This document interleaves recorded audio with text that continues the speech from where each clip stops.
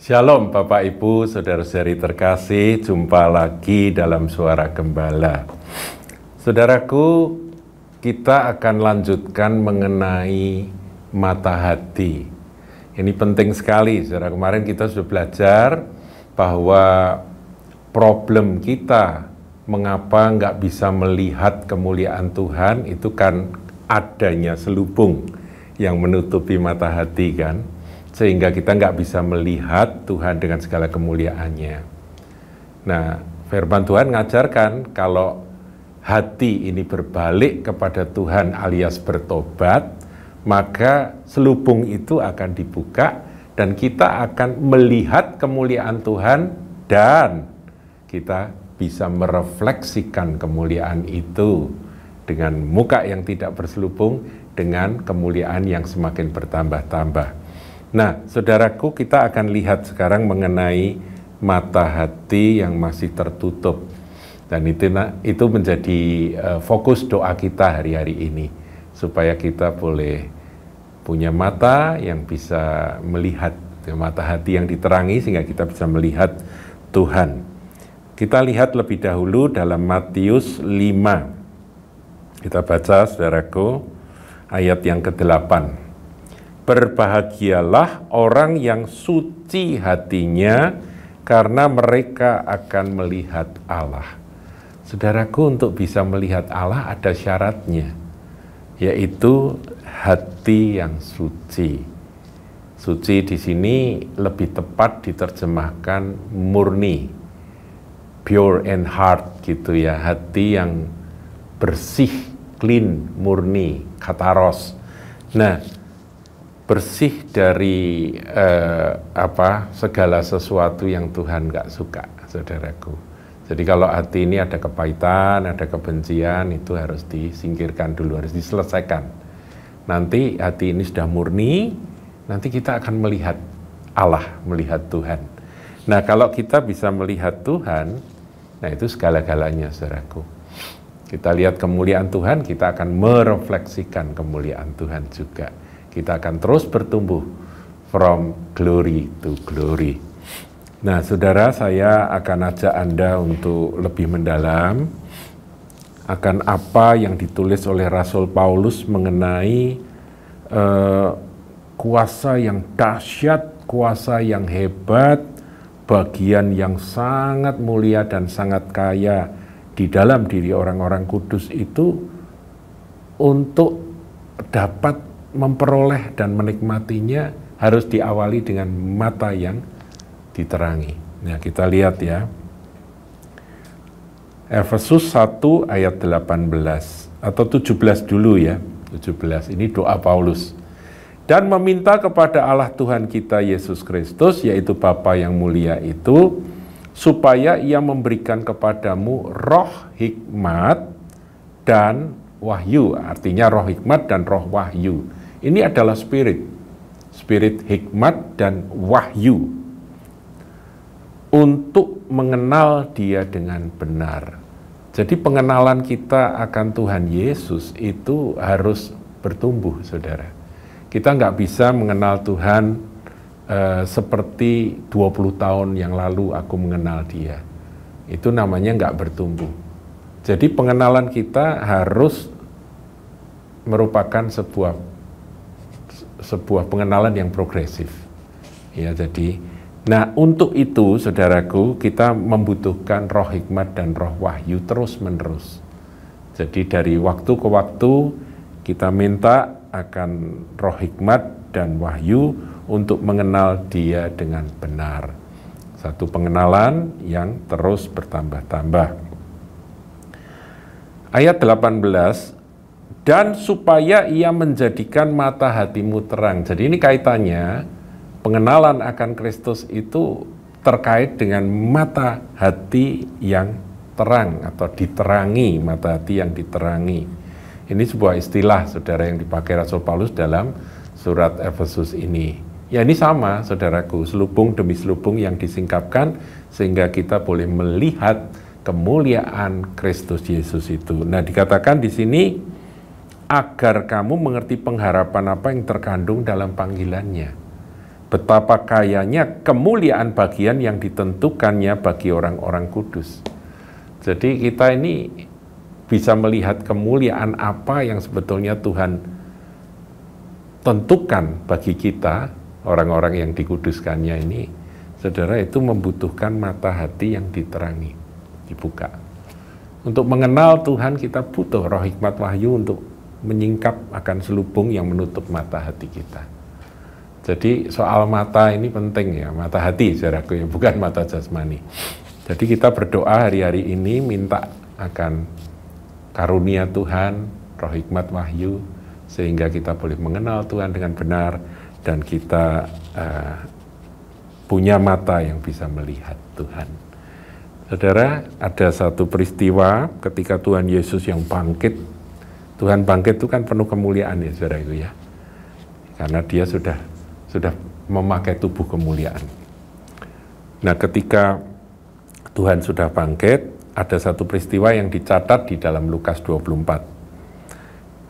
Ayat 13 dikatakan, pada hari itu juga 2 orang dari murid-murid Yesus pergi ke sebuah kampung bernama Emmaus. Ini kisah yang terkenal, saudaraku, yang terletak kira-kira 7 mil jauhnya dari Yerusalem.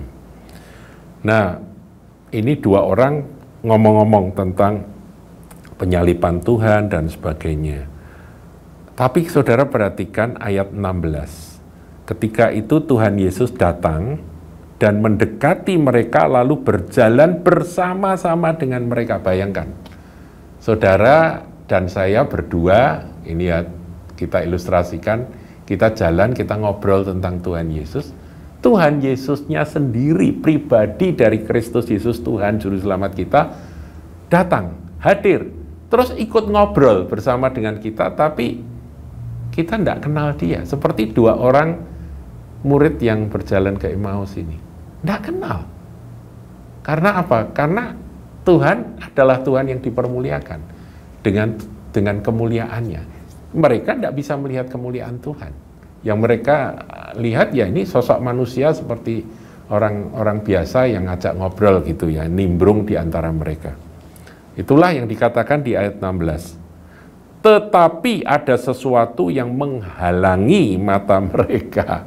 Jadi ada selubung, saudaraku, yang nutupi mata mereka, sehingga mereka tidak dapat mengenal dia. Jadi untuk mengenal Tuhan Yesus dengan benar, itu butuh mata hati yang diterangi.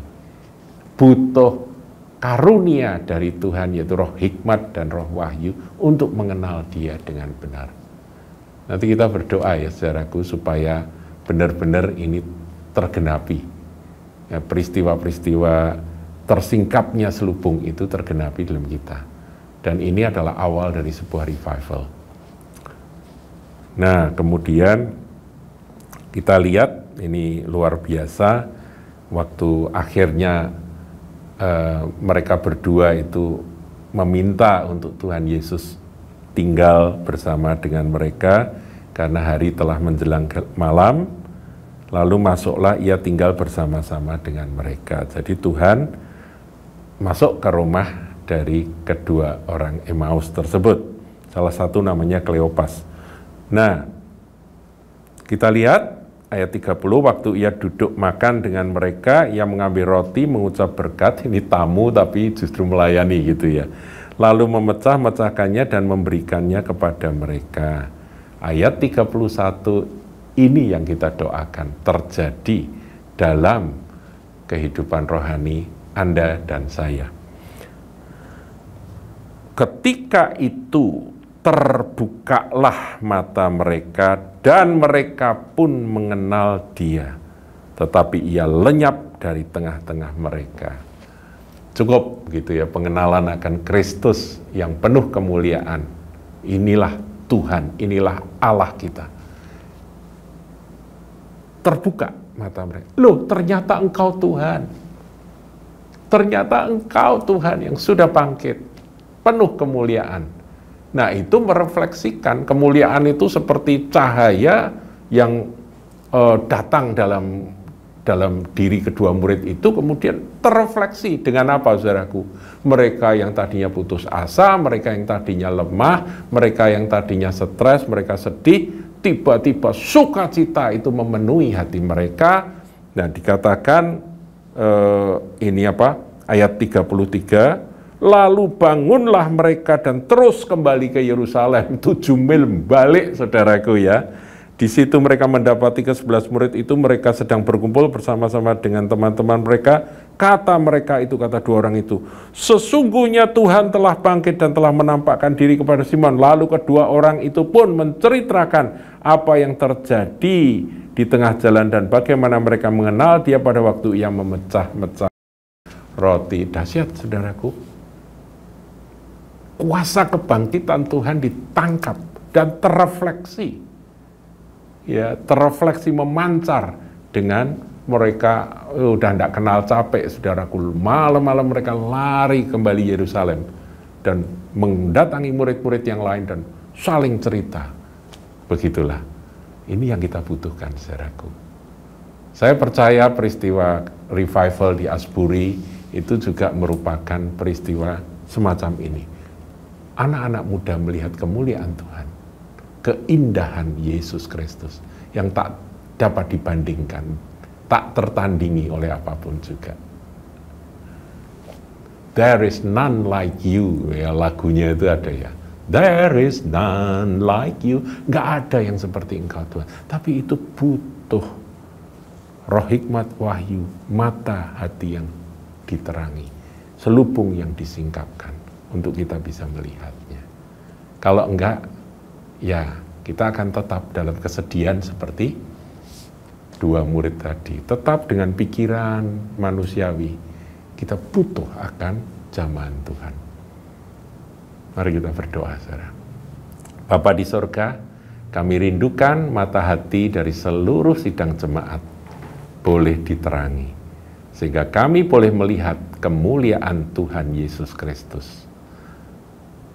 Dan akhirnya kami pun dapat merefleksikannya dalam tindakan nyata, dalam pelayanan kami, dalam perubahan hidup yang nyata, di dalam kehidupan kami sebagai murid-murid Tuhan, sebagai anak-anak Tuhan. Dalam nama Tuhan Yesus. Amin.